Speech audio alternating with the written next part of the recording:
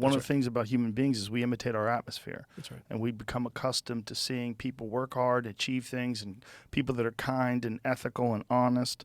And we look at that as like, that's a value that I want to aspire to achieve. And if you don't have that around you, and all you have around you is crime and drug-ridden streets and gang violence, and you don't know any other way to think or behave, you don't have an example of it. And there's very little effort done to change those neighborhoods. I mean, if you look at the amount of effort and the amount of resources that we pump into other countries, and we pump into the military, we pump into all these various things, we always seem to have money for it.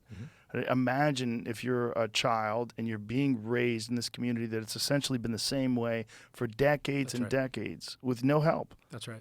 It's very, you feel like an outsider, and you feel you feel like the system is rigged. Absolutely. In many ways it is. It is. I think for me, it's just, again, people talk about, like masculinity and this term that gets thrown around all the time, like this toxic masculinity and whatever that means. And, I just think that, again, it's like, what are the examples that we're putting forward? And what are the examples of people, as fathers? What kind of men are you surrounding yourself by? What are the things that are important to you? And I think it's not, some sort of rejection of these classically masculine traits. I think that, having the ability and understanding you have the responsibility to keep your family safe is absolutely essential in being a man and in providing. I think having a healthy relationship with violence, having an understanding of it. I think teaching your kids to have a relationship with violence where they're not being ruled by fear or shame, but they can have some sort of understanding, some sort of they can touch it, they understand it a little bit, they know what they're doing. I think it's essential because so many of the people I think who are kind of leading the charge and who have so much. Sort of have so much of the platform at their disposal are kind of leading in these sort of toxic ways. To me, like it's been my experience, folks who really know what they're doing in that world really don't need to, show off about it at all.